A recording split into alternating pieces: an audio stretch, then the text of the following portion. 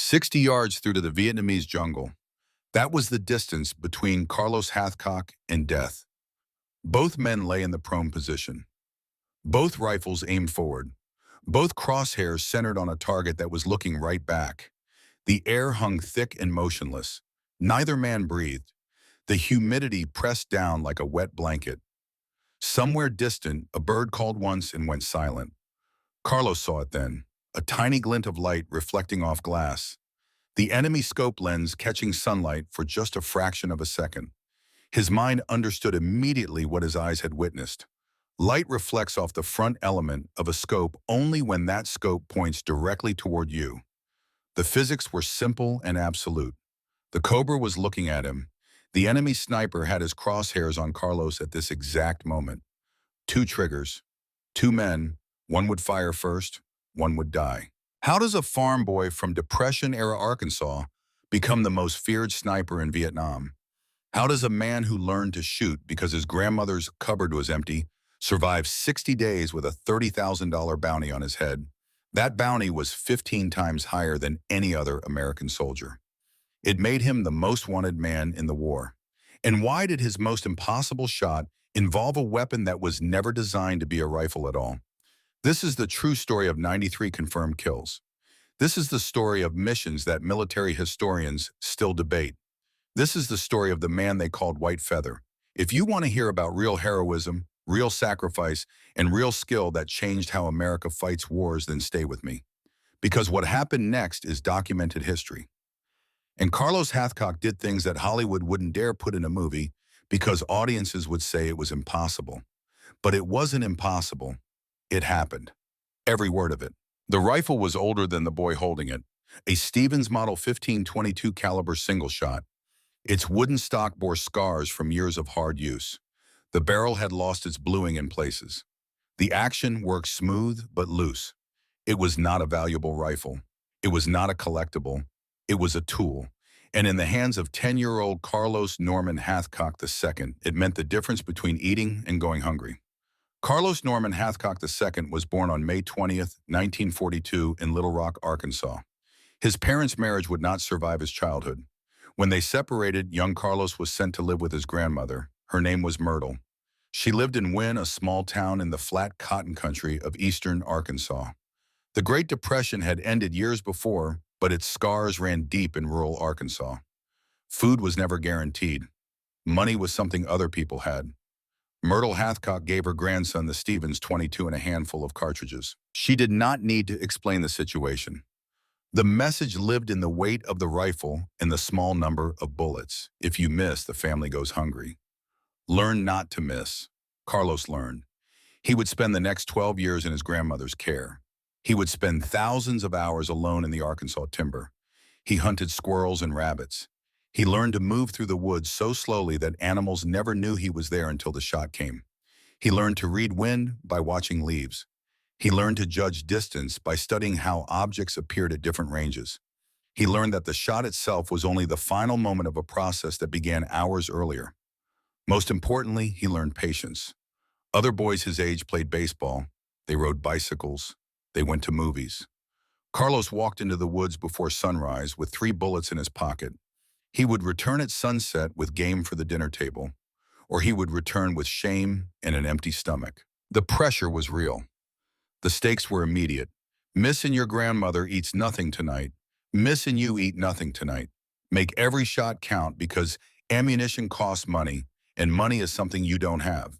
These were not skills anyone taught him from a manual. They grew from necessity. They emerged from long afternoons alone among the trees. They came from understanding that accuracy meant survival. Years later, Marine officers would ask Carlos how he became such an exceptional marksman. He would struggle to answer. He didn't practice. He simply hunted. He didn't train. He simply learned not to miss. The Arkansas woods were his instructor. Hunger was his motivation. And by the time Carlos turned 17, he could put a bullet through a squirrel's eye at 50 yards with a rifle that cost less than a week's groceries. But Carlos dreamed of something beyond the timber and cotton fields. He dreamed of becoming a United States Marine. Historical note: the Stevens Model 15 that Carlos learned to shoot with was donated to the National Museum of the Marine Corps at Quantico by his brother Billy Jack after Carlos's death. It sits in a display case today. Most visitors walk past without stopping. They don't know that this unremarkable 22 caliber rifle, this cheap youth gun with its scarred stock, became the foundation of a legend.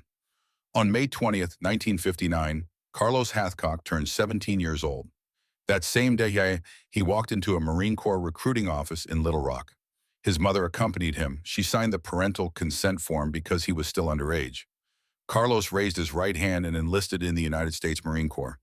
He wanted to be a Marine for as long as he could remember. Not Army, not Navy, not Air Force. Marines. Because Marines were the best. And Carlos Hathcock wanted to be the best at whatever he did. Boot camp took place at Marine Corps Recruit Depot San Diego. The heat was brutal. The drill instructors were harder. Carlos endured it all with the same quiet patience he had learned in the Arkansas woods. He did not complain. He did not quit. He simply did what was required. Then came rifle qualification day. Every Marine must qualify with a rifle. It is not optional. The Marine Corps ethos holds that every Marine is a rifleman first, regardless of their actual job. The qualification course tests marksmanship at various distances and positions. Perfect score is 250 points. Expert level requires at least 220. Carlos scored 248 out of 250. The range instructors took notice immediately. Recruits don't shoot like this, especially not farm boys with no formal training. They pulled him aside after qualification. They asked who taught him to shoot. Carlos said his grandmother gave him a rifle and 3 bullets at a time. They asked where he learned technique. Carlos said he figured it out by not missing. They asked if he wanted to try out for the Marine Corps shooting team. Carlos said yes. Over the next several years, Carlos Hathcock's reputation grew within the specialized world of Marine Corps competitive shooting. He was assigned to the Marine Corps shooting team. He began competing at matches across the country. He won consistently. He set records. His name appeared in Marine Corps marksmanship publications. Other shooters knew who he was. In 1962, Carlos transferred to Marine Corps Air Station Cherry Point in North Carolina. He set a record on the A range that would stand until the range itself was decommissioned years later. That same year, on November 10th, the Marine Corps birthday, Carlos married Josephine Bryan. Joe was 20 years old. Carlos was 20. The wedding was small. Carlos wore his dress blue uniform. Joe wore a simple white dress. They posed for pictures outside the chapel. Carlos looked serious in the photos. He always looked serious. But if you look closely, you could see something softer in his eyes when he looked at his new wife. Joe Hathcock had married a man who spoke softly and loved deeply. She had married a man who could focus on a target with absolute intensity. She had married a man who was about to become one of the most decorated snipers in American history. But she didn't know that yet. Neither did Carlos. Historical note: Carlos and Josephine's marriage would last until his death in 1999. She remained by his side through everything that followed, through the war, through the injuries, through the disease, through the depression. She outlived him by 17 years, passing away in 2016. They are buried side by side at Woodlawn Memorial Gardens in Norfolk, Virginia, August 26, 1965.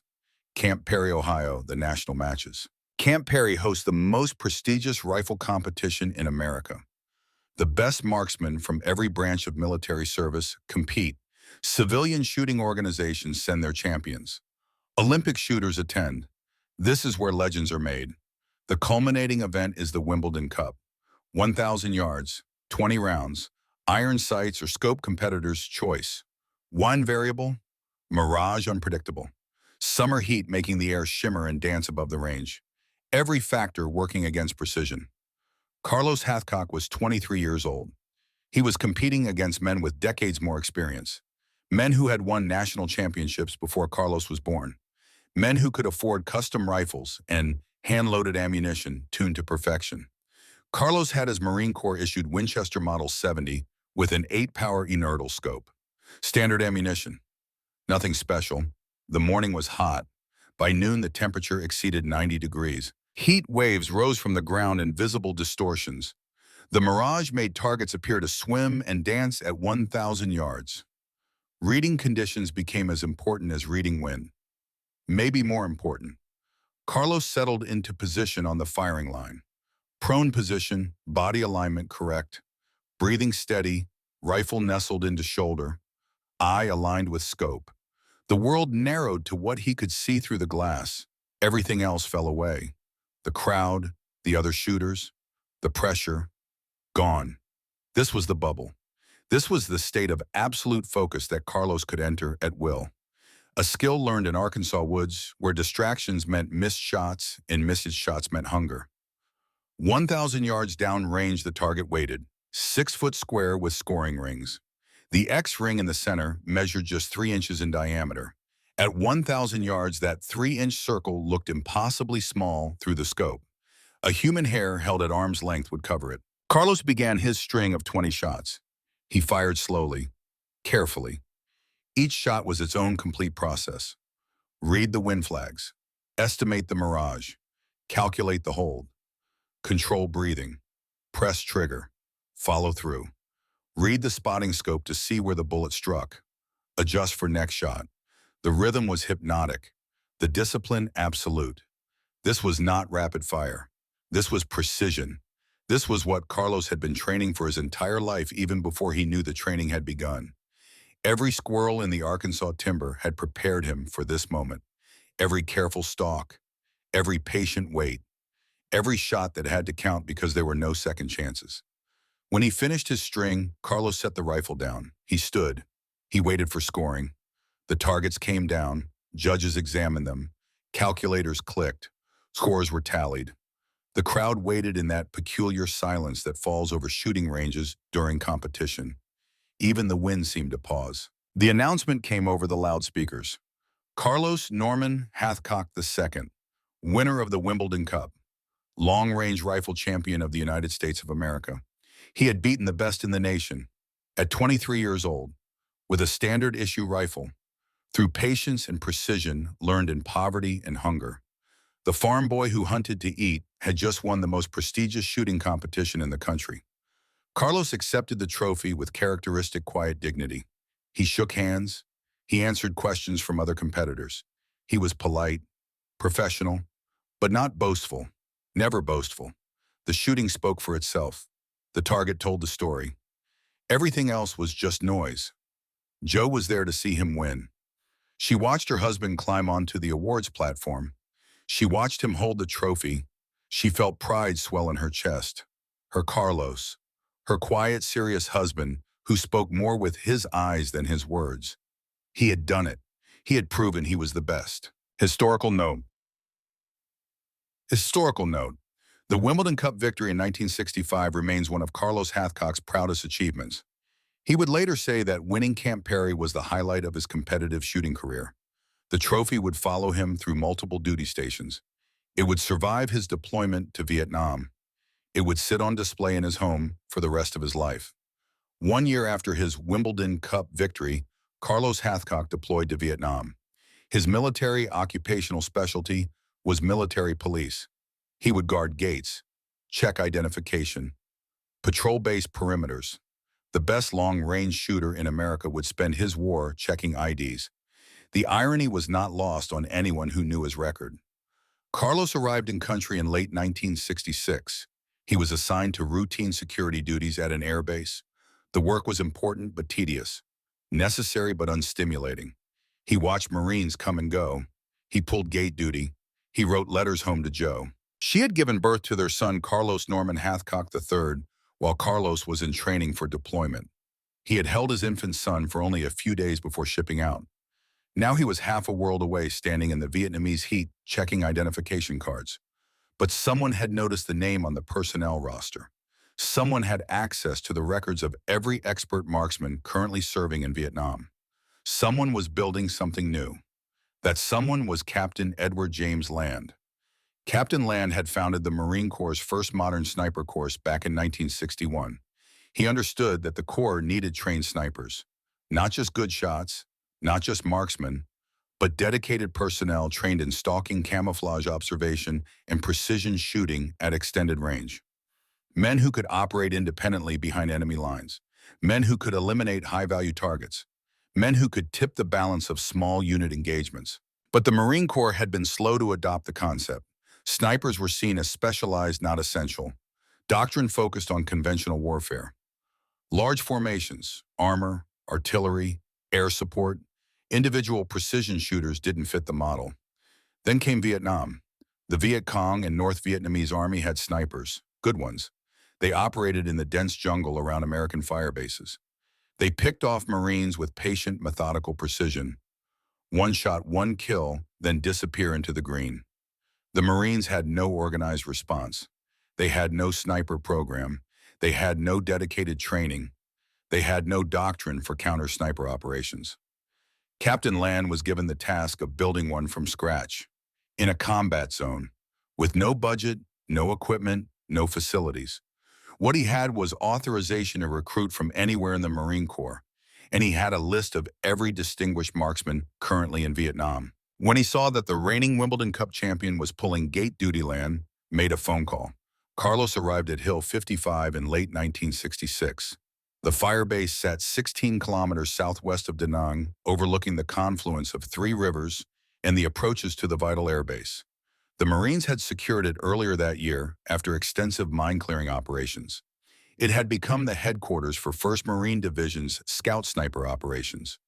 Land had established his training program in a converted Connex box, a metal shipping container. That was the entire facility. No range, no barracks, no classroom, just a metal box in the Vietnamese heat. Inside, Land taught Marines the fundamentals of long-range shooting with whatever equipment he could scrounge.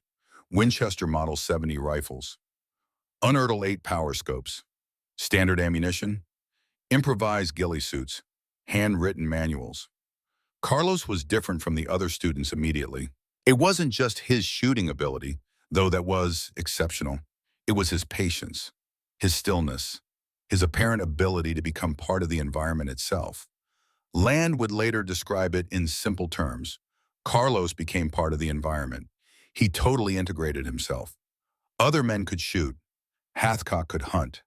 After a few weeks of training and evaluation, Carlos went on his first combat mission as a sniper. He returned successfully. Then another mission, and another. The confirmed kill count began to climb. Each kill verified by his spotter and a third-party witness, usually an officer. This was the standard for confirmation. Without verification, the kill didn't count officially. Carlos began wearing a white feather tucked into the band of his bush hat. It was a deliberate provocation. A calling card. A dare. The feather made him visible, identifiable.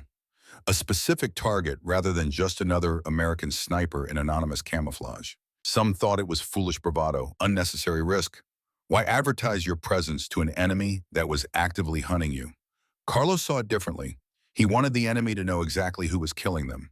He wanted them to recognize the white feather. He wanted them to tell stories about the American sniper who wore it openly. He wanted to create fear. The psychological effect was calculated and intentional. Fear makes soldiers hesitate. Hesitation gets them killed. Every enemy fighter who spent mental energy worrying about white feather was a fighter who wasn't fully focused on the mission. The North Vietnamese noticed. Intelligence reports began circulating. American sniper, white feather and hat, extreme threat, eliminate immediately. Then came the bounty. Bounties on American snipers were common in Vietnam. Most were worth between $1,000 and $2,000. Substantial sums for local fighters, enough to feed a family for years. Enough to make hunting an American sniper worth the risk. The bounty on the white feather sniper was $30,000. It was as far as military intelligence could determine the highest price ever placed on an individual American soldier in the entire war. Most snipers were worth $1,000 or $2,000. Carlos Hathcock was worth $30,000, 15 times higher than his peers. The message was clear. This man had become a strategic problem. Someone in Hanoi wanted him dead badly enough to pay a fortune for it. Carlos's response was to keep wearing the feather. Other Marines in his area began wearing white feathers too. It became a point of pride for the unit.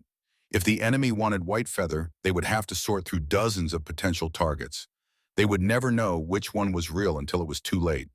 The confusion was intentional. The solidarity was genuine. But everyone knew the truth. There was only one white feather, and he was hunting. Historical note. Cong, no.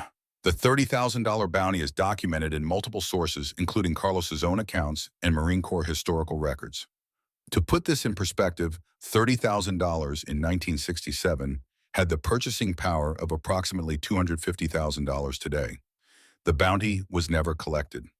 Carlos Hathcock survived his entire deployment, despite being the most wanted American in Vietnam. The woman known as Apache operated in the jungle around Hill 55 throughout the fall of 1966. She was a Viet Cong platoon leader. Her real name was never recorded in American intelligence files. Or if it was, it remains classified. The Marines called her Apache because of what she did to prisoners. Apache tortured captured Americans, not for information, not for military intelligence, for terror, for psychological warfare, for demonstration. She made their deaths last. She made sure their comrades could hear the screaming. In November of 1966, Apache captured a Marine private near the firebase perimeter. What followed lasted through the afternoon and into the next day. The Marines on Hill 55 could hear everything. The screaming started in daylight. It continued through the night. It was still happening the next morning.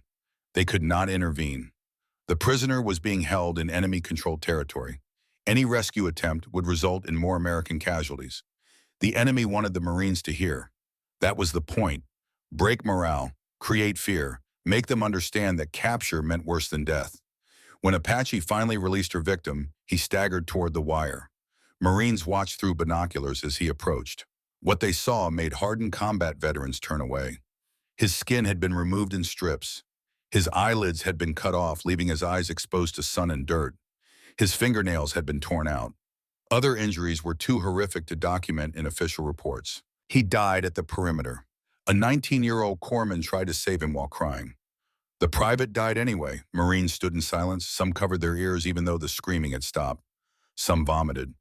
Carlos Hathcock stood watching. He said nothing. His face showed nothing. But inside something changed. He told Captain Land 3 words. "I'm going hunting." Land understood.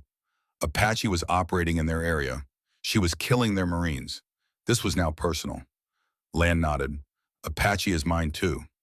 For 3 weeks, Carlos and Land studied Apache's patterns, where she moved, when she operated, who traveled with her. They built a profile of a ghost. They learned to predict her. They waited for the opportunity. Late one afternoon in November, Land spotted movement on a ridge 700 yards away. A group of 6 to 8 Viet Cong moving up a trail. One figure stood out. Female, carrying a scoped rifle, moving with the confidence of a leader. It was her. Carlos settled into position. Winchester Model 70, Unertl 8 power scope, 712 yards by Land's rangefinder estimate. Wind 5 to 7 miles per hour left to right. Late afternoon light. Target reaching the ridgeline. Target stepping off trail. Target stopping. Carlos had a clear shot. He thought about the private, about his screaming, about dying within sight of Marines who couldn't save him, about the corpsman crying while trying to treat injuries that were already fatal, about Apache's deliberate cruelty. For the private, Carlos thought. For all of them. He fired. The bullet took 1 second to reach the target. At 700 yards, Carlos could see the impact through his scope. The figure dropped instantly. Land confirmed hit through his spotting scope. Target down. Carlos chambered another round, fired again. He wanted to be sure. He wanted her dead. The Viet Cong unit scattered into the jungle. No recovery was possible. The distance was too great, the danger too high. But intelligence reports confirmed days later. Apache was dead, killed by single shot at extended range. American snipers suspected. White Feather possibly involved. The Marines at Hill 55 learned of the confirmation quietly. There was no celebration, no cheering, just quiet relief. One less monster in the jungle. Carlos cleaned his rifle that night, alone in the darkness. The satisfaction he expected didn't come. Apache had been evil. She had tortured Marines. She deserved to die. Justice had been served. But she had also been human. Someone's daughter, someone's sister, possibly someone's mother. Carlos had ended a life. Yes, she was evil. Yes, she deserved it. But she was still human, and Carlos had killed her. This was his first confirmed kill in Vietnam. It would not be his last. But everyone after would carry the same weight. Because Carlos Hathcock never forgot that his targets were people, even when they were monsters. Historical note. See, note. The incident involving Apache is documented in multiple accounts of Carlos Hathcock's service.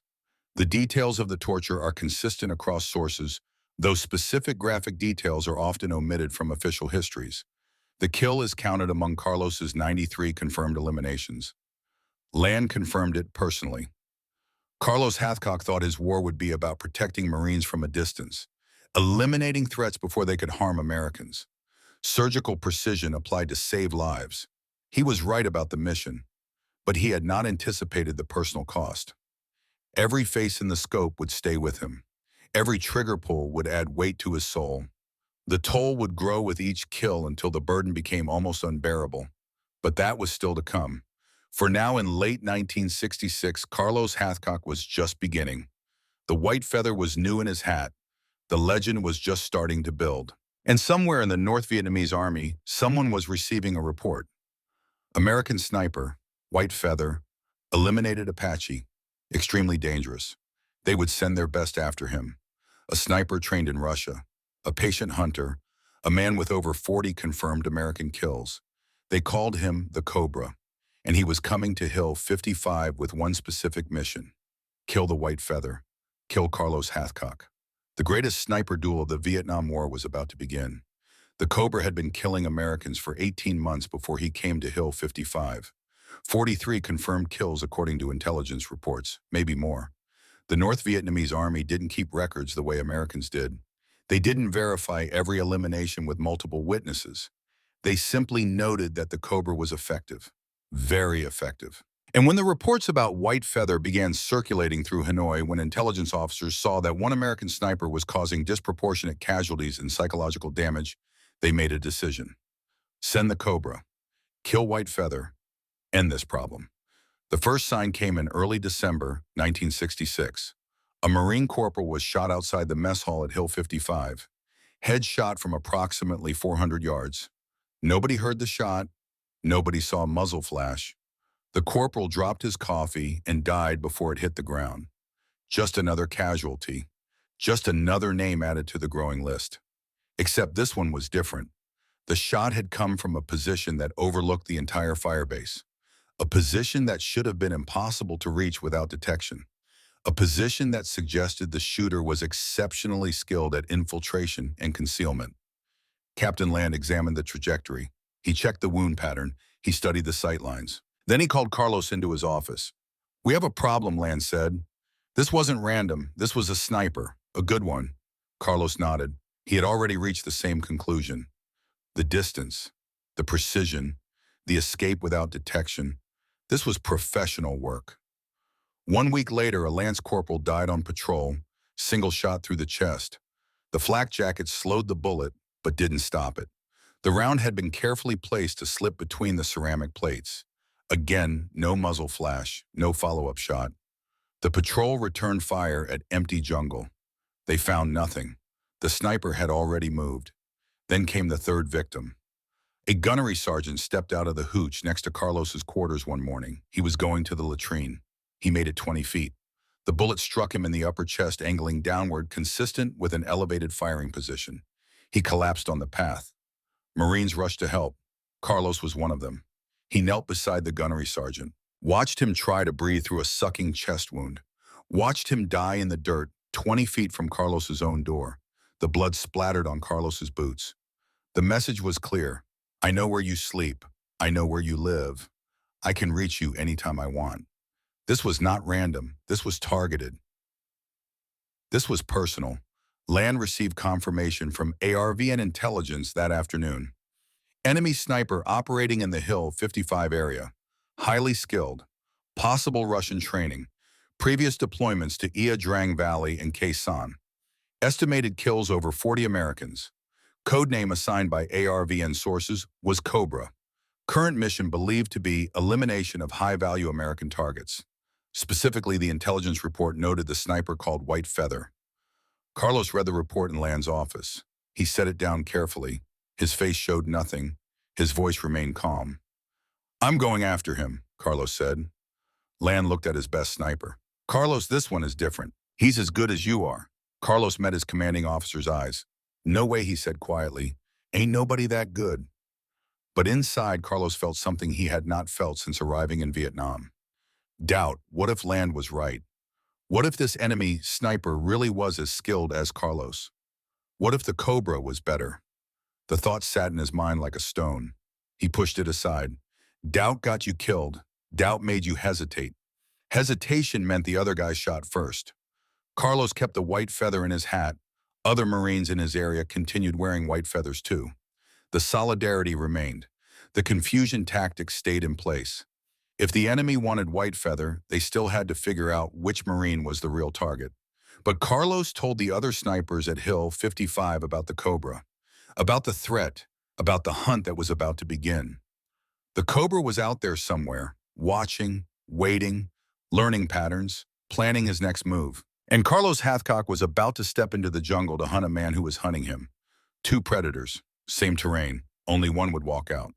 For 2 weeks in December 1966, the area around Hill 55 became a chessboard. Two masters circled each other through 16 square kilometers of dense jungle. Both men were patient. Both understood that the first mistake would be fatal. Neither was willing to take unnecessary risks. Marine patrols stopped. Command deemed it too dangerous. The Cobra was out there. White Feather was hunting him. Any patrol that ventured into the contested area might stumble into a sniper duel and become collateral damage. Better to wait. Better to let the two hunters settle this themselves. The men at Hill 55 understood what was happening. They had seen Carlos prepare. They had watched him study maps with Captain Land. They had observed him checking his rifle, testing his scope, preparing his gear with even more care than usual. This was different from hunting Viet Cong soldiers. This was hunting another hunter, an equal, maybe a superior. Carlos and Corporal John Roland Burke, his spotter, moved into the jungle on the third day. They carried minimal gear: rifle, ammunition, water, radio, binoculars, land spotting scope, nothing extra. Weight was liability. Speed was survival. They moved slowly, every step calculated, every sound evaluated, every shadow examined. The jungle pressed in around them. Heat and humidity made the air thick enough to taste. Insects buzzed constantly. Birds called from the canopy. Normal jungle sounds. But underneath the normal was the possibility of death. The Cobra could be anywhere, watching, waiting for a mistake. Burke whispered as they moved. "Gunny, you really think he's out here?" Carlos nodded once. "He's here. He knows we're here too. How can you tell?" "Because that's what I would do," Carlos said softly. "I would watch the Americans, learn their patterns, figure out which one's his white feather, then wait for him to come looking." They found a position with good visibility and settled in to observe. This was the part that civilians never understood about sniping. The shooting was maybe 1% of the job.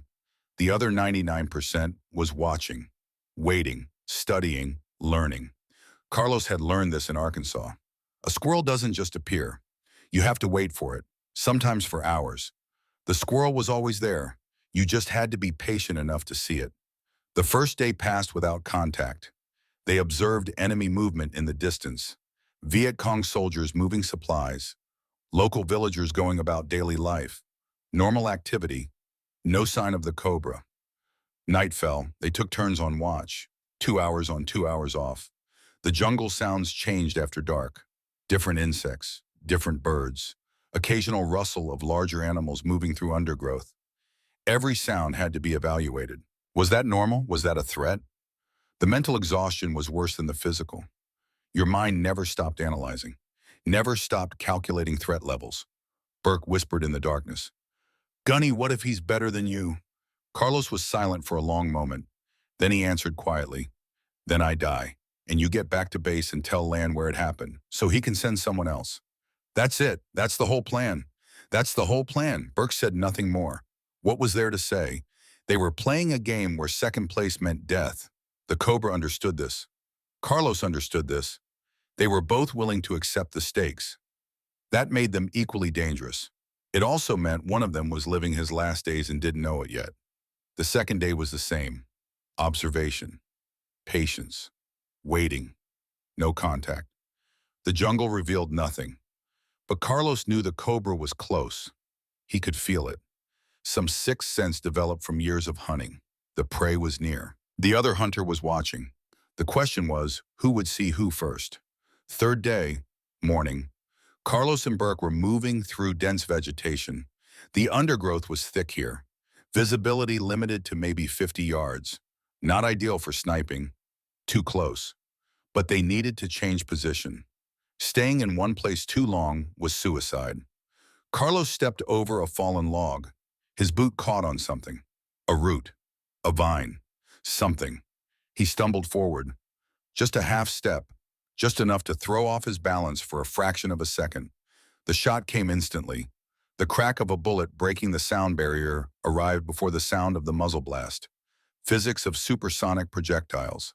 The bullet arrives before you hear the gun. Carlos registered both sounds in the span of a heartbeat. Close. Very close, Burke screamed. I'm hit! I'm hit! Carlos grabbed him, pulled him down, hands searching for the wound. Blood on Burke's pants, spreading fast, too fast. Where was it? Carlos's mind raced through triage training. Find the wound, apply pressure, call for medevac. But Burke's hands were already at his waist, searching, feeling. His face showed confusion. Then realization, then relief. It's the canteen, Burke said. The bullet hit my canteen. They looked down together. The aluminum canteen had a hole punched clean through. Water poured out, soaking Burke's pants. Not blood, water.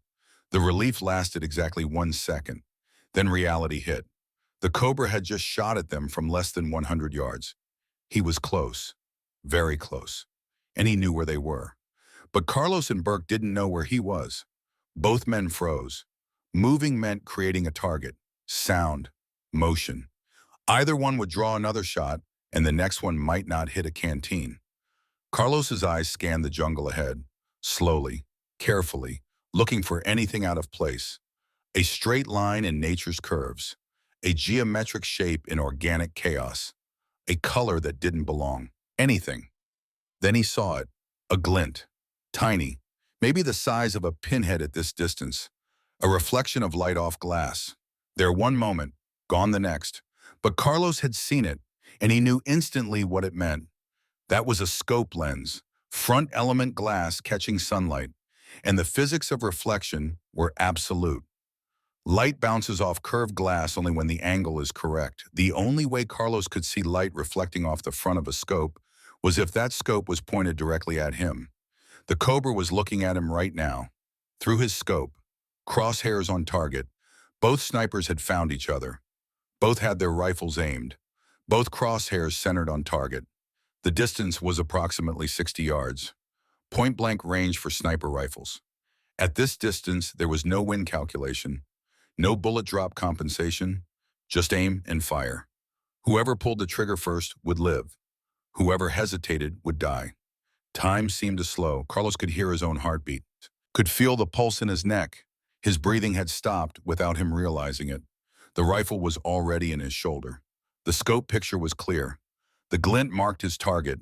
His finger rested on the trigger. 3.5 pounds of pressure to fire. Somewhere in the jungle, the cobra was experiencing the same moment, same calculations, same realization. They had found each other simultaneously. Neither had the advantage. This would be decided by whoever committed first, whoever trusted their aim, whoever was willing to take the shot. Carlos made his decision. Now or never, he thought. He pressed the trigger. The rifle fired. Recoil pushed back against his shoulder. Muzzle blast shattered the jungle silence. The bullet flew downrange at 2,700 feet per second. Time of flight at 60 yards was roughly 7/100ths of a second. Faster than human reaction time. Faster than thought. Carlos kept his eye in the scope. Followed through. Watched for impact. The glint disappeared. Burke whispered urgently, "Did you get him?" Carlos didn't answer. Could be a trap. Could be the cobra dropped for cover and was preparing a countershot. Could be anything. They had to move. "Now, we go," Carlos said. "Stay low. Follow me." They crawled forward, weapons ready, every sense alert, approaching the position where Carlos had seen the glint. 30 yards, 20 yards, 10 yards. They found him. A North Vietnamese army soldier lay in the prone position, rifle still shouldered, eyes still pressed to the scope, except there was no scope anymore, and there was no eye. The scope had been destroyed. Carlos's bullet had entered the front lens, traveled the entire length of the tube, 8 inches of narrow metal cylinder. The bullet had passed through without touching the sides, exited the rear of the scope, continued into the Cobra's eye socket, into his brain, killed him instantly. Carlos stared at the rifle. The scope was hollowed out. The bullet's path was perfectly centered. The probability of making this shot was astronomical. The scope tube was maybe 1 inch in diameter. The bullet was 0.308 inches. That left less than 0.35 inches of clearance on each side. And the bullet had to travel 8 inches through that tube without deviating, without touching metal, without tumbling. It should have been impossible. But it had happened. The evidence lay in front of them. The destroyed scope, the dead sniper, the impossible shot made real. Burke searched the body, no identification, some rice, ammunition, a map with markings that meant nothing to them. The rifle was a Mosin Nagant with a PU scope, Russian manufacture. The sniper looked to be in his 30s. His hands were calloused, his clothing worn but well maintained. This had been a professional, experienced, skilled. Carlos looked at the man he had killed, studied his face. He was someone's son, someone's brother, maybe someone's father. He had been trained. Someone had taught him to shoot, to stalk, to hunt, just like Carlos had been trained, just like someone had taught Carlos. In another life, they might have been friends. Both were hunters, both farm boys probably, both patient men who understood the discipline of precision shooting. But war had made them enemies. War had put them in this jungle with orders to kill each other. And Carlos had won, not through superior skill, not through better training, through luck.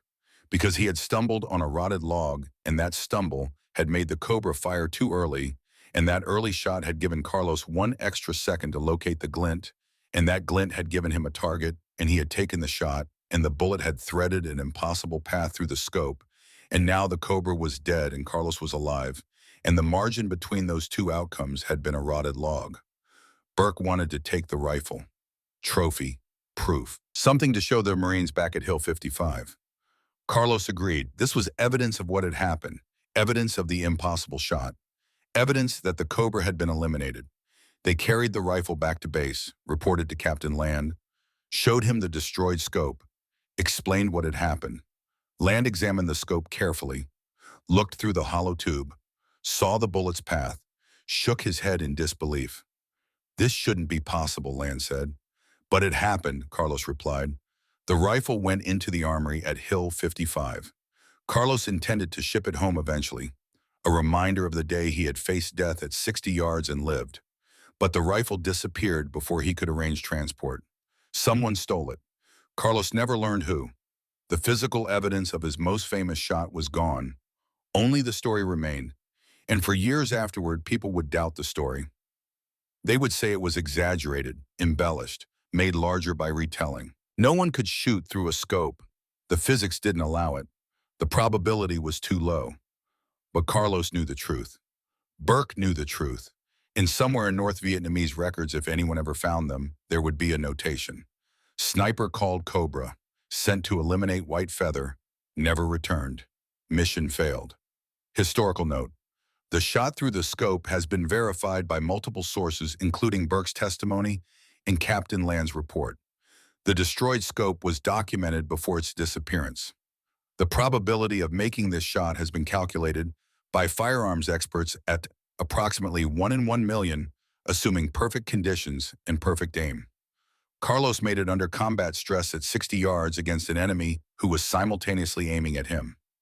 By spring of 1967, Carlos Hathcock's confirmed kill count had climbed past 40. Each one verified according to Marine Corps standards. Spotter confirmation. Third-party witness when possible. The legend was building. The White Feather was known throughout I Corps. Enemy soldiers feared him. Marines requested him for overwatch. But Carlos had a problem of distance. The Winchester Model 70 rifle with Unertl 8 power scope was an excellent weapon. Accurate, reliable. Carlos trusted it completely, but it had limitations. Effective range was approximately 1,000 yards. Beyond that distance, the bullet drop became extreme. Wind drift increased. Accuracy degraded. 1,000 yards was the practical limit for consistent hits on human-sized targets. The North Vietnamese army knew this. They understood American sniper capabilities. They adjusted their tactics accordingly. Supply routes through valleys ran at ranges exceeding 2,000 yards from American observation posts. They knew snipers couldn't touch them at those distances. They moved with confidence. No fear. No caution. Carlos watched through binoculars from an elevated position overlooking a valley. Enemy soldiers pushed bicycles loaded with weapons and ammunition. Ho Chi Minh Trail traffic. Constant resupply for NVA and Viet Cong forces. The range was approximately 2,500 yards, 2,286 meters. Far beyond rifle range. Far beyond anything Carlos could engage with conventional weapons. He needed more reach, more range, more power. Artillery could hit those distances. Airstrikes could hit those distances. But both were overkill for individual targets. You didn't call in a 500-pound bomb for one soldier on a bicycle. The cost-benefit analysis didn't work. And by the time air support arrived, the target had moved. Artillery had the same problem. Time delay, imprecision, collateral damage. What Carlos needed was a rifle that could reach 2,500 yards with precision. Such a rifle didn't exist in 1967. Not in the American inventory, not anywhere. Then Carlos looked at the M2 Browning heavy machine gun and had an idea.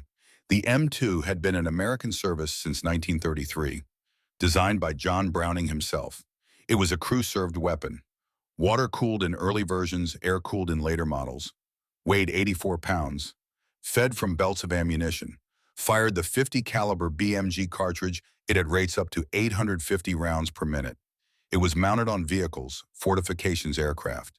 Used for suppressive fire against enemy formations. Against light vehicles. Against aircraft. Nobody considered it a precision weapon. The entire design philosophy was volume of fire. Saturation.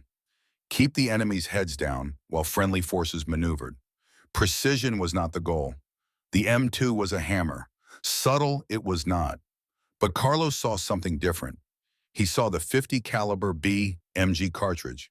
660 grains of bullet weight. Muzzle velocity around 2,800 feet per second. Muzzle energy over 13,000 foot-pounds. This was a fundamentally different class of projectile than the .30 caliber rounds he was shooting. More weight, more energy, better ballistic coefficient, less wind drift, more retained velocity at distance. The ballistics were superior in every way.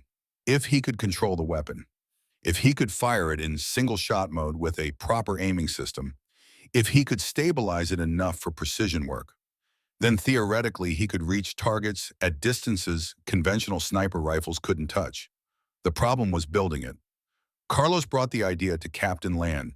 "I want to try something," Carlos said. Land looked up from his paperwork. "What I want to turn the .50 into a sniper rifle." Land stared at him. "That's a machine gun, Carlos." "I know what it is," Carlos replied, "but the cartridge has the range. If I can aim it properly, I can reach targets at 2,500 yards. Carlos, that's insane. Machine guns aren't precision weapons." Carlos smiled slightly. Insane works. Land thought about it. He had learned to trust Carlos's instincts. The white feather, the stalking techniques, the shot through the scope. Carlos had proven repeatedly that he saw possibilities others missed. And the strategic value of engaging targets at extended range was obvious. If Carlos could make it work, the advantage would be enormous. "All right," Land said, "try it, but don't get yourself killed experimenting." The Navy Seabees helped with fabrication. The Seabees were construction battalions. They could build anything from airstrips to bridges under combat conditions. Welding a mounting bracket for a scope onto a machine gun was simple work. They fabricated the bracket, welded it to the M2's receiver. Carlos attached his Unertl 8 power scope, the same scope he used on his sniper rifle. Nothing special, just good quality glass. He mounted the modified M2 on an M3 tripod, added sandbags for stability. removed the top cover to enable single-shot operation. The belt feed mechanism was still in place, but Carlos would fire one round at a time. Careful, deliberate, like a bolt-action rifle, just much larger and much heavier. The testing phase took days. The first challenge was ammunition consistency. Belt-fed ammunition was manufactured for machine guns. Quality control standards were different. Some rounds were hotter than others. Different powder charges. Different bullet weights within specification tolerance. This variation didn't matter for machine gun work where you were firing hundreds of rounds. But for precision shooting, every variation mattered. Carlos tested different lots of ammunition, found batches that shot more consistently, marked those lots for his use. The CBs scrounged more of the same production run. Carlos zeroed the weapon at 1,000 yards, then tested at 1,500, 2,000, 2,500. It worked. Against all conventional wisdom, against the doctrine that said machine guns were for suppressive fire, only it worked. Carlos could hit human-sized targets at ranges exceeding 2,000 yards. The bullet drop was extreme. The time of flight was over 3 seconds, but it was possible. He had proven it. Other Marines watched the experiment with skepticism. Gunnies lost it, some said. Machine guns aren't sniper rifles. Everyone knows that. But Captain Land knew better. Land had watched Carlos shoot for months now, had seen him do things that shouldn't be possible. If Carlos said he could snipe with a .50 caliber machine gun, Land believed him. On the third day of observation from the elevated position, a target appeared. A Viet Cong soldier pushing a bicycle loaded with weapons and ammunition down a trail in the valley below. Captain Land used this rangefinder, 2,500 yards, 2,286 meters. Carlos settled behind the M2. The scope picture showed a tiny figure, barely visible. The wind in the valley was variable, 8 to 10 miles per hour. The temperature was 95 degrees, all factors that affected the bullet's flight path. Carlos calculated, adjusted his aim. The crosshairs settled on a point in space well above and to the side of the target. This was rainbow trajectory, extreme elevation. The bullet would arc through the sky like artillery. His finger found the trigger, much heavier than a rifle trigger, probably 10 pounds of pull. He began the press, smooth, steady, no jerking. The sight picture had to stay stable. The M2 fired. The recoil was massive, the muzzle blast deafening. Carlos stayed in the scope, watched through the glisses, counted 1 second, 2 seconds, 3 seconds. The bicycle exploded. The soldier fell, then scrambled to his feet. He looked young, maybe 17 or 18. He grabbed a rifle from the scattered cargo, started shooting back toward the mountain. The rounds fell at least 1,500 yards short. He didn't even know where the shot had come from, didn't understand he was already dead. Carlos adjusted aim, fired again, counted 1, 2, 3. The second round impacted. The figure dropped and didn't move. Captain Land lowered his binoculars. Carlos, he said quietly, that was 2,500 yards. Carlos nodded. He felt no satisfaction. Just looked at the distant figure through his scope. Someone's son, someone's brother, young enough to be in school. Instead, he was pushing weapons through the jungle, and now he was dead, and Carlos had killed him from nearly a mile and a half away with a weapon that wasn't supposed to be capable of precision shooting. Land continued, "Do you know what the record is for longest confirmed sniper kill?" "No, sir." "Billy Dixon, 1874. Second Battle of Adobe Walls. He killed a Comanche warrior at 1,538 yards with a Sharps rifle. That record has stood for 93 years. Carlos said nothing. You just beat it by almost 1,000 yards. Carlos looked at Land. He didn't feel like celebrating. The young soldier in the valley hadn't looked like a threat. He had looked like a kid, doing a cry, following orders, just like Carlos. Historical note, the 2,500-yard kill is documented in multiple sources and verified by Captain Land, who was present as spotter. The distance was measured with military range-finding equipment. The shot was made with an M2 Browning heavy machine gun modified with the scope mount. The record stood for 35 years until Canadian snipers in Afghanistan exceeded it in 2002 using purpose-built .50 caliber sniper rifles. Carlos Hathcock proved the concept with improvised equipment in combat conditions. Mid to late 1967. Carlos Hathcock had been in Vietnam for nearly a year. His confirmed kill count approached 80. The white feather in his hat had become legendary. The $30,000 bounty remained uncollected. He had survived impossible odds, had eliminated high-value targets, had trained other snipers, had pushed the boundaries of what was considered possible in precision shooting. Then came the mission that would define his entire deployment. The briefing was classified. Carlos sat across from Captain Land in the small office at Hill 55. The heat pressed in through the metal walls. A single fan moved warm air around the room. Land looked tired. They were all tired. 13 months of constant operations, constant threat, constant death. But this was different. Carlos could see it in Land's face. "We have a high-value target," Land began. "Command wants him eliminated. The problem is location. Heavily defended compound. Constant patrols. Open terrain for the approach. Approximately 1,500 yards of exposure with minimal cover." Carlos waited. There was more. Always more. "The mission is volunteer only." Land continued. "I can't give you details until you agree to go. That's how classified this is. Command won't even brief you unless you commit first." Carlos thought about Josephine, about his son Carlos III, now over a year old, a boy he barely knew. Carlos had received a letter 3 days ago. Joe had sent a photograph. The boy was walking now, taking his first steps, growing up without his father. The letter asked when Carlos was coming home, asked if he was safe, asked him to be careful. "I'll do it," Carlos said. Land nodded slowly. He had expected this answer.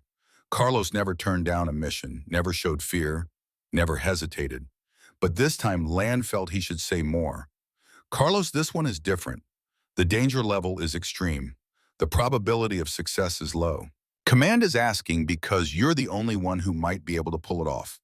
But might is the operative word." "I understand, sir. Do you?" "Because I'm not sure I do. This mission is borderline suicide.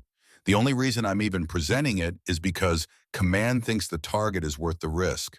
Personally, I have doubts." Carlos met Land's eyes. "Sir, what's the target?" Land opened a folder, slid a photograph across the desk. The image showed a North Vietnamese Army officer in uniform. Rank insignia visible. Older man, perhaps 50s. "Intelligence believes he's a general," Land said, "or possibly a colonel. Rank identification is uncertain.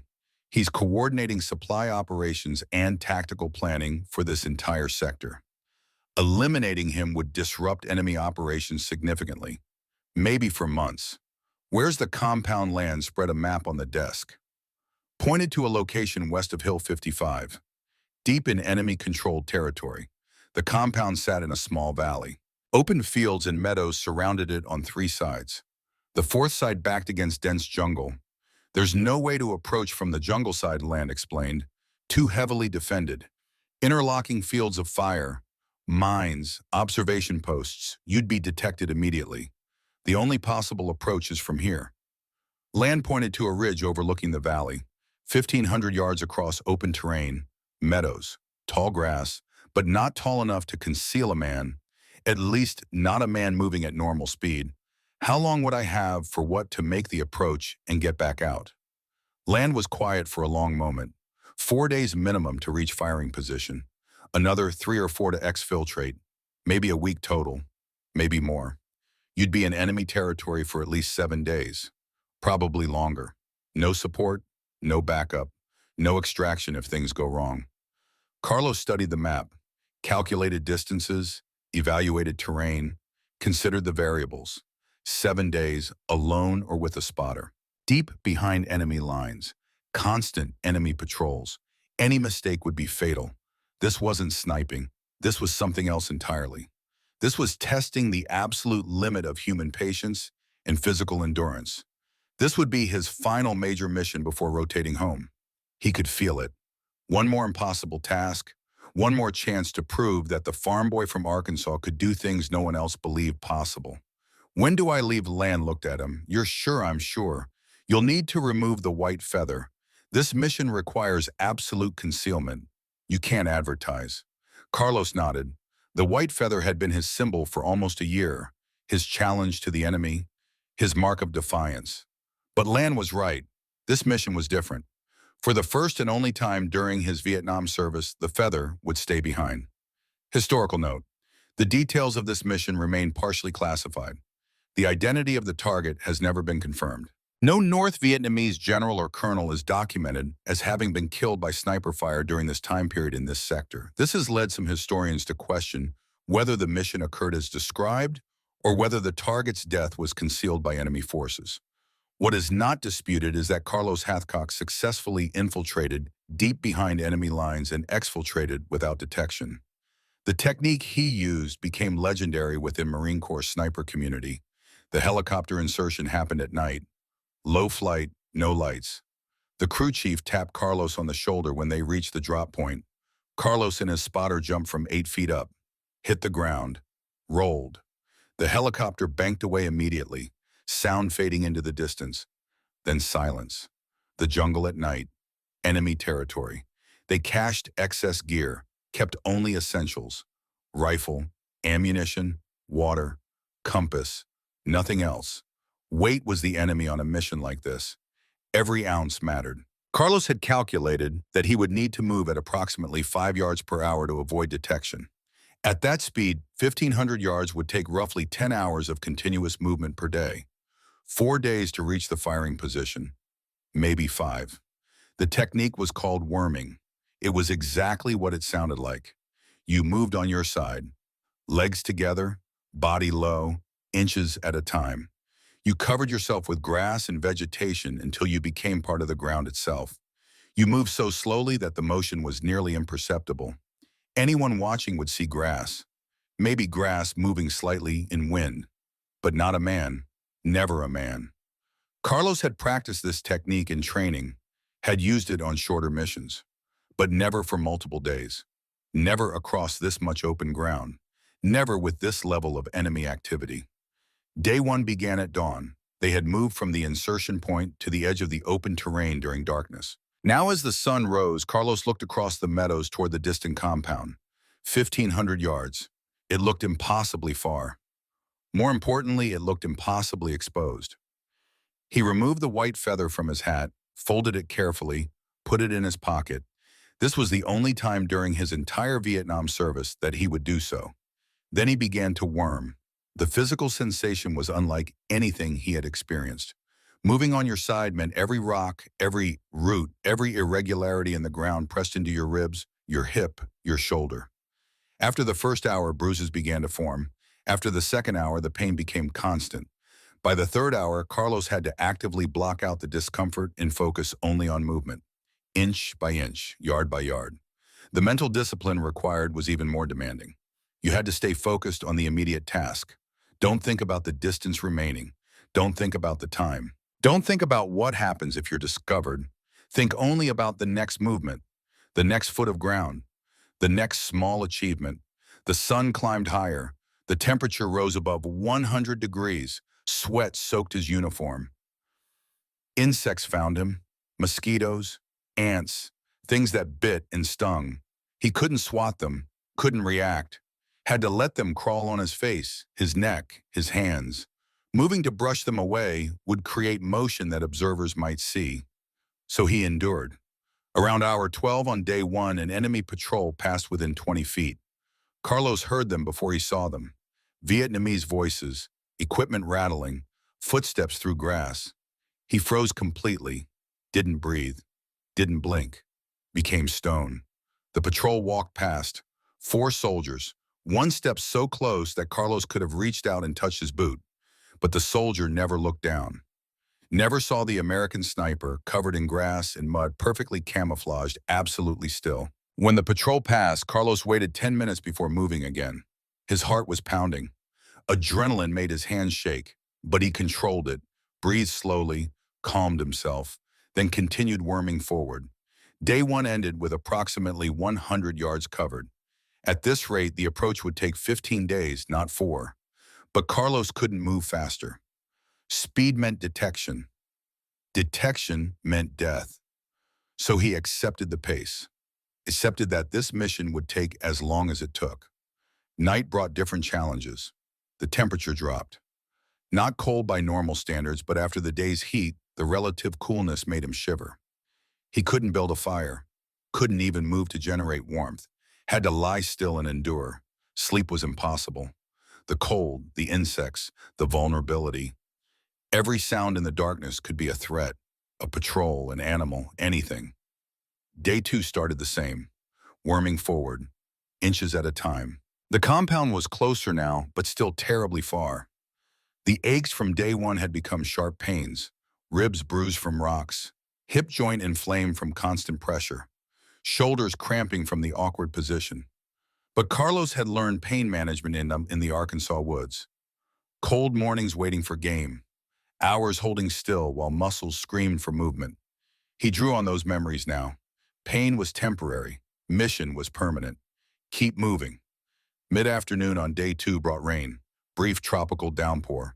The water soaked everything instantly. Carlos's uniform became heavy with moisture. The ground turned to mud. But the rain also brought opportunity. Sound cover, visibility reduced. Enemy patrols would seek shelter. He could move slightly faster. He gained another 30 yards before the rain stopped. Day three brought the snake. Carlos was worming through a particularly dense section of grass when he felt something slide across his left arm. Cold, smooth, scaled. He looked slowly to the side. A bamboo viper, bright green, maybe 2 feet long, highly venomous. The snake was investigating the warm object it had encountered, trying to determine if this was food or threat. Carlos could not move. An enemy patrol was visible approximately 50 yards away. 3 soldiers smoking cigarettes, talking, weapons slung casually. If Carlos moved, they would see him. If he didn't move, the snake might bite him. Bamboo viper venom caused tissue necrosis, extreme pain, possible death without treatment. And treatment was 1,500 yards away in the opposite direction from where he was going. The snake crawled onto his arm, moved up toward his shoulder. Carlos controlled his breathing, controlled his heart rate. These were skills learned in the Arkansas woods. Waiting for squirrels, absolute stillness. Become part of the environment. The snake reached his shoulder, paused, its tongue flicked out, tasting the air, tasting the sweat and mud on Carlos's skin. Then it moved on, crawled down his back, off his body, into the grass. Gone. Carlos exhaled slowly. The enemy patrol finished their cigarettes, moved away. He waited 15 minutes, then continued forward. Day 4 brought him within range, 700 yards from the target compound. He could see the buildings now, could see soldiers moving around, could identify the command structure from how they moved and interacted. Officers, enlisted, guard positions, patterns of activity, and he could see his firing position. A slight rise in the ground, enough elevation for a clear line of sight, covered by grass tall enough to provide concealment, and most remarkably positioned between 2 enemy machine gun emplacements. 51 caliber guns, crews of 3 men each. They were oriented outward, watching for threats from the jungle. They never looked at the ground between them. Why would they, who would be insane enough to crawl between 2 machine gun positions? Carlos Hathcock would, because that was the only position that offered the shot. So he crawled between the machine guns, slowly, carefully, so close he could hear the gunners talking, could smell their cigarettes, could have killed them all with grenades if that had been the mission. But the mission was the general. Everything else was irrelevant. He reached firing position as the sun set on day 4, set up his rifle carefully, verified the sight picture, ranged the target, 700 yards to the command building's front porch. Clean shot, no obstructions. Now he had to wait for the target to appear. The wait lasted through the night and into the next morning. Carlos lay absolutely still. The machine gun crews changed shifts. New men took position 20 feet away. They never knew he was there. As Captain Land would later say, Carlos became part of the environment. He totally integrated himself. Morning came, officers began emerging from various buildings. Carlos watched through his scope, identified ranks from insignia. The target was not among them yet. More waiting. The sun climbed higher. The heat built. Sweat ran into Carlos's eyes. He couldn't wipe it away. Had to let it sting. Had to blink it clear and keep watching. Then the door opened and the general stepped out. He was older than his photograph suggested. wore a clean uniform, walked onto the porch, yawned, stretched. An aide followed him out, stood in front of the general, blocked the shot. Carlos waited. The patience learned in Arkansas. The patience refined through a year in Vietnam. The patience that separated him from every other sniper. He could wait. He would wait, however long it took. The aide moved aside. The general stood alone on the porch, range 700 yards, wind minimal, clear sight picture. Carlos exhaled halfway, held. Crosshair settled center mass. Finger on trigger, gentle press. The rifle fired, one shot, through the chest. The general collapsed. The compound exploded into chaos. Soldiers running, shouting, everyone moving toward the tree line. The obvious place for a sniper to hide. They never looked at the ground between the machine guns. Never thought to check there. Carlos was behind them. In the last place they would think to look. He began the exfiltration immediately. Wormed backward, away from the compound. The enemy search continued for hours. Helicopters flew overhead. Carlos buried himself in mud, covered his face with grass, became part of the earth. The helicopters passed. The searches moved farther away. They were looking for a sniper who had fled into the jungle, not one who was crawling through the meadow at 5 yards per hour. Day 5, 6, and 7 were the reverse of the approach, worming back across open ground, moving at night when possible, hiding during day when enemy activity was highest. The physical exhaustion was total. Carlos had eaten nothing but rice and water for a week, had slept perhaps 10 hours total. His body was shutting down, but his mind remained focused. Get to the extraction point. Stay alive. Complete the mission. On the evening of day 7, Carlos reached the pickup zone, called in his position on the radio. The helicopter came at dusk, low and fast, landed just long enough for Carlos and his spotter to climb aboard, then lifted off, banking away, gaining altitude, getting out of range. Carlos collapsed in the cargo bay, closed his eyes. The crew chief offered him water. He drank. Someone asked if he was okay. He nodded, couldn't speak, didn't have energy for words. The mission was complete. The target was eliminated. And Carlos Hathcock had just done something that military tacticians would study for the next 50 years. He had infiltrated 1,500 yards through enemy territory, taken a shot from between 2 machine gun emplacements, exfiltrated successfully, all without being detected. 7 days, lone in enemy-controlled terrain. It was impossible, but he had done it anyway. Historical note, the 7-day crawl has been verified by multiple witnesses, including Carlos's spotter and Captain Land. The technique has been taught at Scout Sniper School ever since as an example of extreme infiltration capability. Modern snipers study the mission as a masterclass in patience and fieldcraft. However, the mission's strategic impact remains classified. Whether the target was actually killed and whether the target was indeed a general remains unconfirmed by historical records.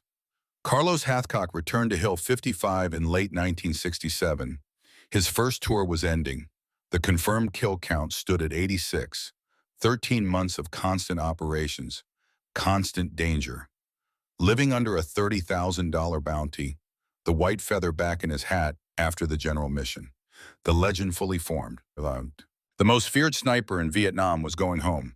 Carlos Hathcock returned to the United States in late 1967. 86 confirmed kills behind him. 13 months in hell. The Marine Corps gave him 30 days leave. He flew home to Virginia. Joe met him at the airport with their son. The boy was walking now, talking, growing up fast. Too fast. Carlos had missed so much. The reunion should have been joyful. It was awkward instead. Carlos didn't know how to be a civilian anymore. Didn't know how to be a husband. Didn't know how to be a father. He sat in his own living room feeling like a stranger. Joe tried to talk to him. He answered in monosyllables. She asked about Vietnam. He said nothing. How could he explain Apache? How could he describe the Cobra? How could he tell her about the 7-day crawl? She wouldn't understand, couldn't understand, so he said nothing. Night brought nightmares. Carlos woke up sweating, reaching for a rifle that wasn't there. Joe woke beside him, asked if he was okay. He said yes. But he wasn't. The weight of 86 faces pressed down on him. The faces in his scope. the faces he had ended. They were all there in the darkness, waiting. 1 week at home felt longer than 13 months in Vietnam. On the 8th day, Carlos drove to a Marine Corps recruiting office. Re-enlisted. Didn't discuss it with Joe first. Just did it. Came home and told her. She cried. Why, she asked. Why go back? You did your part. You came home. We need you here. Carlos couldn't explain. How do you tell your wife that war makes more sense than peace, that danger feels safer than comfort, that you don't know how to be normal anymore? You don't. So he just said the Marines needed him. It was true. But it wasn't the whole truth. The whole truth was that Carlos Hathcock had become a weapon, and weapons belonged on the battlefield, not in living rooms. He deployed for his second tour in 1969, this time as a platoon commander, training new snipers, passing along everything he had learned, the patience, the stalking, the bubble, the mental discipline. His students respected him. Some feared him, and all wanted to learn from the legend, the man with 86 confirmed kills from his first tour, the man who wore the white feather, the man who had done impossible things and lived to teach about them. Carlos found purpose in teaching, found satisfaction in passing knowledge to the next generation. Every sniper he trained well was a sniper who would survive, who would protect other Marines, who would save American lives. The legacy would continue. The skills would persist. Even after Carlos was gone, these techniques would remain. That mattered. That meant something. During his second tour, Carlos would add 7 more confirmed kills to his total, bringing the final count to 93, each one verified, each one documented, each one adding to the weight he carried. But teaching gave him purpose. Training gave him meaning. The white feather remained in his hat. The legend continued to grow. Then came September 16, 1969. September 16, 1969 started as a routine day. Carlos was riding in an LVTP-5 amphibious assault vehicle along Highway 1. 7 other Marines were aboard. Standard convoy movement. North of landing zone Baldy. Hot day. Boring mission. The kind of mission where you let your mind wander. Think about home. Think about your next leave. Think about anything except the present moment. The mine contained 500 pounds of explosives. An anti-tank mine. Buried in the road. Pressure detonated. The LVTP-5 weighed over 37,000 pounds fully loaded. When the front wheel hit the trigger, 500 pounds of high explosive detonated directly under the crew compartment. The blast lifted the entire vehicle off the ground. Flames erupted instantly. Gasoline from ruptured fuel tanks ignited. The interior became an oven. Carlos was thrown against the bulkhead. His head struck metal. Everything went white, then black. Then he opened his eyes in hell. Fire everywhere, smoke choking thick, heat beyond description. Screaming, men burning. Carlos's training took over. Get out, get to the exit, move. Now he crawled toward light, toward air, toward escape. His hands touched the door frame. He pulled himself up, started to climb out. Then he stopped, looked back. 7 Marines still inside, burning, dying, screaming. Carlos's hands were on the exit. Safety was 3 feet away. He could leave right now, save himself. No one would blame him. The vehicle was a death trap. Staying meant burning, maybe dying. Carlos went back inside. The next 5 minutes would define him more than any shot he ever made. More than Apache, more than the Cobra, more than the General, more than all 93 confirmed kills combined. Because this wasn't killing. This was saving, and it cost him everything. He grabbed the first Marine, unconscious, dragged him to the door, threw him out. Someone outside caught him. Carlos turned back. The second Marine was screaming, leg trapped under wreckage. Carlos pulled. The man screamed louder. Metal bent, leg came free. Carlos pushed him toward the door. Someone pulled him out. Third Marine, already badly burned, not moving. Might be dead already.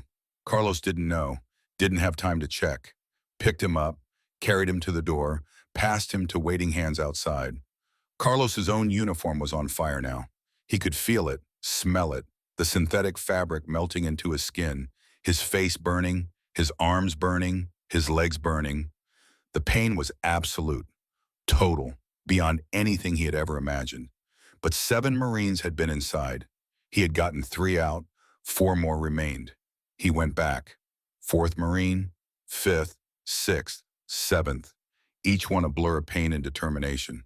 Each one requiring him to go deeper into the flames, to stay longer, to expose himself to more heat, more fire, more damage. His body was shutting down, shock trying to take over.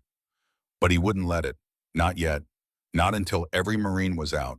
The last man cleared the door. Someone grabbed Carlos, pulled him away from the vehicle, dunked him in a water barrel. The sudden cold on burned skin was agony. Carlos screamed, couldn't help it. The pain was too much, too intense. He collapsed, blacked out. He woke up on USS under repose. Hospital ship. Medical personnel working on him, cutting away his uniform. What remained of it? The fabric had melted into his skin. Removing it meant removing skin too. Carlos screamed. They gave him morphine. It didn't help much. The pain was beyond morphine's ability to control. 40% of his body was covered in burns. Face, arms, legs. 2nd degree in some places. 3rd degree in others. Full thickness burns where all layers of skin were destroyed. Down to muscle. Down to bone and spots. The doctors said he was lucky to be alive. Carlos didn't feel lucky. He felt like he was still burning. The recovery took months. Skin grafts, infection battles, excruciating pain, physical therapy, learning to move again, learning to use his hands. His right arm would never fully recover. Limited mobility, permanent weakness. His legs scarred. He would walk with a limp for the rest of his life. But all 7 Marines survived. All 7 lived because Carlos Hathcock ran back into a burning vehicle 6 times after he had already escaped. All 7 went home to their families. All 7 lived full lives, had children, grandchildren, careers, retirements, everything. Because one Marine refused to leave them behind. The Marine Corps recommended Carlos for the Medal of Honor, the highest decoration, the ultimate recognition of valor. Carlos refused it. I didn't do anything special, he said from his hospital bed. That's what you do for Marines. That's just being a Marine. Anyone would have done it. The officers insisted. Carlos, you ran into a burning vehicle while you were on fire. You saved 7 lives. That's Medal of Honor worthy. No, Sir, Carlos replied. That's not medal worthy. That's just the right thing to do. He would not budge, would not accept. The refusal stood for 30 years. Not until 1996, when Carlos was in a wheelchair and barely able to stand, did he finally accept a Silver Star. Not the Medal of Honor, a Silver Star. His son, Carlos III, now a Marine gunnery sergeant himself, helped his father stand during the ceremony. Carlos could barely remain upright, but he accepted the medal, not for himself, for the Marines who didn't come home. Carlos Norman Hathcock was 27 years old when the mine exploded. His combat career ended that day. The best sniper in the Marine Corps would never fire a shot in anger again. But his legacy was just beginning. The Marine Corps sent Carlos to Quantico, Virginia after his recovery. His body was broken, but his knowledge was priceless.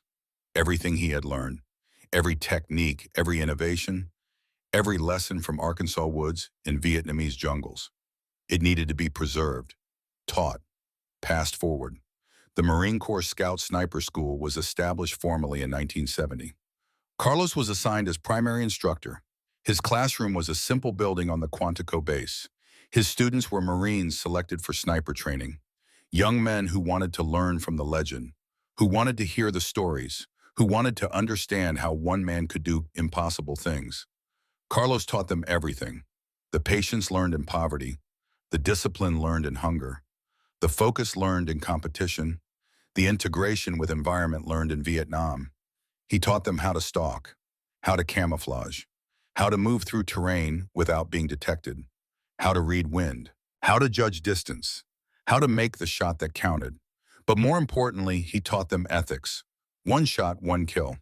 Not because it sounded good, but because it minimized suffering. A precise shot meant instant death. No pain, no prolonged agony. That was mercy within the context of war. That mattered. He taught them that every enemy was human, had a family, had hopes, had dreams. You might have to kill them, but you never forgot they were people. You never enjoyed it. You never glorified it. You did your job. You protected Marines, but you never became a monster in the process.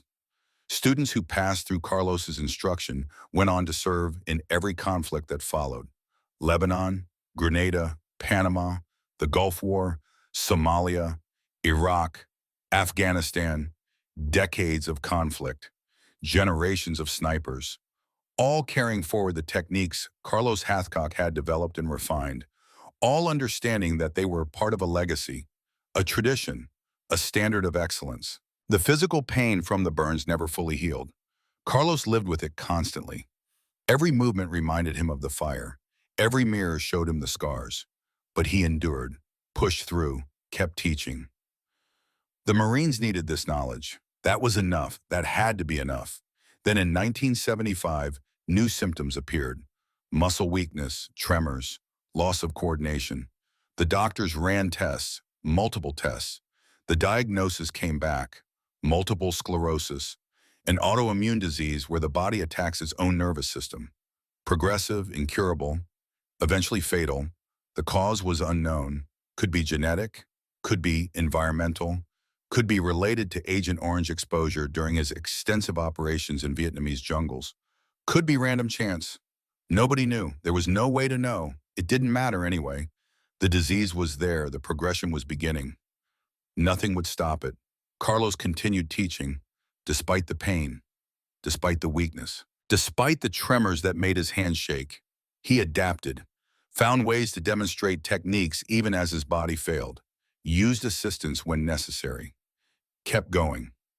Because Marines needed this training, Marines needed to learn these skills.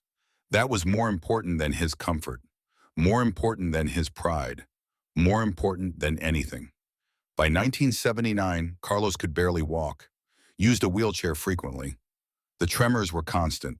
His speech sometimes slurred. The disease was advancing faster than doctors had hoped.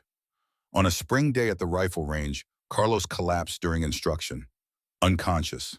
Ambulance called. Emergency room, both arms numb, left foot paralyzed. The Marine Corps had no choice. Medical discharge. After 19 years, 9 months and 5 days of service, 55 days short of 20 years. 20 years would have qualified him for regular retirement. Medical discharge gave him full disability benefits, which were actually better financially. But Carlos didn't care about the money. He cared about the timing. 55 days short. It felt like being kicked out, like the Marine Corps was saying he wasn't good enough anymore. Wasn't worth keeping. The depression that followed was total. Carlos sat in his wheelchair at home, said nothing, did nothing, stared at walls. Joe tried to reach him, tried to help, but he was gone, lost inside himself. The man who had crawled through enemy territory for 7 days couldn't find the strength to get through 1 day of civilian life. The man who had faced the Cobra at 60 yards couldn't face the mirror. The man who had saved 7 Marines from fire couldn't save himself from despair. Joe reached her breaking point. "Carlos," she said one evening, "I can't do this anymore. I've stood by you through Vietnam, through the burns, through the disease, but I can't watch you give up. I can't watch you quit. Either you find a reason to keep living or I'm leaving." The threat shocked him, made him see what he had become, made him realize he was losing the one person who had never abandoned him. His Joe, his wife, his partner through everything. He was losing her, not to the war, not to the disease, to his own surrender. A friend took him fishing, deep sea, sharks. The trip saved his life, literally saved his life, because fishing required patience, required reading water and wind, required studying patterns, required sudden decisive action when the shark struck. It was hunting again. The same skills, the same discipline, the same focus, but without killing humans. Just fish, just sport, just the pure expression of the hunt divorced from the violence of war. Carlos found peace on the water, found purpose in patience, found himself again. The depression lifted gradually. Joe saw the change, saw her husband returning. Not the same man who had gone to Vietnam. That man was gone forever, but someone new, someone who had survived everything and found a way to keep going. That was enough. That was more than enough. Historical note. Multiple sclerosis is a progressive disease with no cure. The exact cause remains unknown. Many Vietnam veterans who developed MS have questioned whether Agent Orange exposure contributed to their illness. No definitive link has been established. Carlos Hathcock never received confirmation one way or the other. The disease would eventually kill him. The honors accumulated through the 1980s and 90s. In 1986, author Charles Henderson published Marine Sniper 93 Confirmed Kills. The book became a bestseller, over 500,000 copies sold. Carlos cooperated with interviews, shared his stories, let Henderson document everything. Not because Carlos wanted fame, he never wanted fame, but because the stories mattered. They taught lessons. They honored the Marines who had served. They preserved history that might otherwise be lost. The Marine Corps established the Gunnery Sergeant Carlos Hathcock Award to recognize Marines who contributed to marksmanship training excellence. A sniper range at Camp Lejeune, North Carolina was named in his honor. The Carlos Hathcock Range Complex at Marine Corps Air Station Miramar became the training ground for West Coast snipers. Springfield Armory produced a limited edition, about 25 rifle called the White Feather, bearing Carlos's signature. Carlos became a living legend. Marines who had never met him knew his name, knew his story, knew about the White Feather and the impossible shots in the 7-day crawl. Young snipers studied his techniques. Police departments invited him to consult on precision shooting programs. The Navy's SEAL Team 6 sought his input on sniper training. Even in a wheelchair, even with hands that trembled, Carlos Hathcock remained relevant, remained influential, remained important. His retirement ceremony, held years after his medical discharge, included a plaque that captured everything. The plaque showed a bronze Marine campaign cover above a brass plate. The inscription read, "There have been many Marines, there have been many marksmen, but there has only been one sniper. Gunnery Sergeant Carlos N. Hathcock, one shot, one kill." The multiple sclerosis progressed relentlessly. By the mid-1990s, Carlos was confined to his wheelchair permanently, could barely stand even with assistance. His hands shook constantly, his speech slurred. The disease was winning, slowly, methodically, taking everything piece by piece. The man who had once crawled 1,500 yards couldn't walk 15 feet. The hands that had made impossible shots couldn't hold a rifle steady.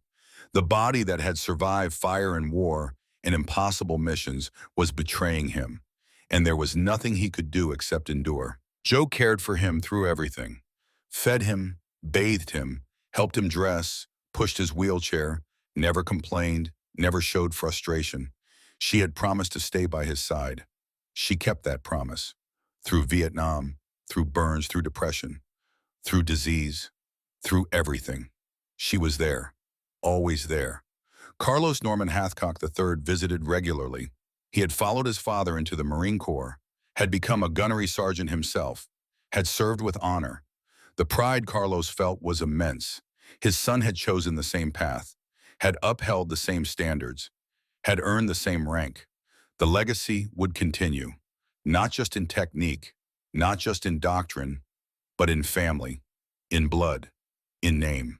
On February 22, 1999 in Virginia Beach, Virginia, Carlos Norman Hathcock II died from complications related to multiple sclerosis. He was 56 years old. His wife Jo held his hand as he passed. His son Carlos was there. The disease that had stalked him for 24 years had finally won. The enemy that couldn't be shot, couldn't be outmaneuvered, couldn't be defeated. It had taken him piece by piece until nothing remained except memory. They buried him at Woodlawn Memorial Gardens in Norfolk, Virginia. Full military honors. Marines in dress blues, 21 gun salute. Taps played as the flag was folded. Joe accepted the flag, held it close, placed a white feather on the coffin before it was lowered into the ground. The symbol that had defined him, the challenge he had worn openly, the mark of the legend. It went with him into the earth. The Stevens Model 15. Rifle, the cheap .22 caliber single shot that Carlos had learned to shoot with as a hungry boy in Arkansas, was donated to the National Museum of the Marine Corps at Quantico by his brother Billy Jack. It sits in a display case today. Most visitors walk past without stopping. The rifle doesn't look special, doesn't look historic, doesn't look like it changed anything. But in Carlos Hathcock's hands, that unremarkable rifle became the foundation of a legend. Every skill, every technique, every impossible achievement, all of it started with a boy and his grandmother's rifle and the need to not miss because missing meant hunger. Josephine Hathcock outlived her husband by 17 years. She never remarried, never stopped loving him, died in 2016 at age 74. They buried her beside Carlos. Together again, together forever. The legacy Carlos Hathcock left behind extends far beyond 93 confirmed kills. The Marine Corps Scout Sniper School he helped establish continues training America's finest precision marksmen. His methods are still taught, his patience is still emphasized, his ethics are still required. Graduates of the school deploy to every conflict, carry his techniques forward, honor his memory through their actions. The 50 caliber sniper rifle, which Carlos proved viable with his improvised M2 Browning experiment, has become standard equipment in military forces worldwide. Barrett, Macmillan, Accuracy International. Every modern 50 caliber sniper rifle traces its lineage back to Carlos's innovation, back to his willingness to try something impossible, back to his understanding that range and power could overcome conventional limitations. The shot through the scope has been analyzed by firearms experts and ballistics specialists. The probability has been calculated, the physics examined. The conclusion is always the same. It should have been impossible. The margin for error was too small, the variables too many. But it happened. The evidence was documented. The Cobra died with Carlos's bullet through his scope and into his brain. Impossible became possible because Carlos Hathcock refused to accept limitations. The 7-day crawl has been studied at military academies and special operations schools. The technique has been refined and taught, but no one has replicated the mission. No one has crawled 1,500 yards through enemy territory, taken a shot from between machine gun emplacements, and exfiltrated successfully. Carlos did it once, in 1967. With equipment and training far inferior to what modern snipers possess. He did it through patience, through discipline, through becoming part of the environment. The 7 Marines he saved from the burning vehicle all lived full lives, had families, had careers, had grandchildren, all because one man ran back into fire 6 times after he had already escaped. All because one man valued their lives more than his own safety. All because Carlos Hathcock understood that being a Marine meant never leaving anyone behind, no matter the cost, no matter the pain, no matter what it took. Carlos once said, "I never enjoyed killing anybody. It's my job. If I don't get those bastards, then they're going to kill a lot of these kids dressed up like Marines. That's how I sleep at night." He saw himself not as a killer, but as a protector. Every enemy he eliminated was one who wouldn't kill Americans. Every shot was one less threat to Marines who trusted him to keep them safe. The weight of 93 kills never left him. He carried those faces, those distances, those moments, but he also knew he had saved lives, had prevented casualties, had brought Marines home to their families. That balance was how he endured, how he justified, how he lived with what he had done. The white feather became his symbol, his challenge, his defiance. It represented courage, skill, sacrifice.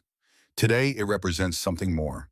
It represents the idea that one person can make a difference, that individual excellence matters, that precision and discipline and patience can overcome overwhelming odds, that a farm boy from Arkansas who learned to shoot because his family would starve can become the most feared sniper in Vietnam, can survive impossible missions, can teach generations of Marines, can change how America fights wars.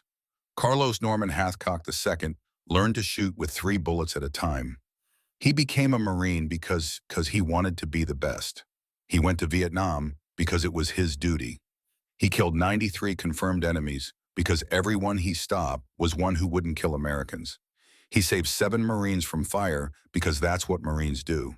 He trained hundreds of snipers because his knowledge could save thousands of lives.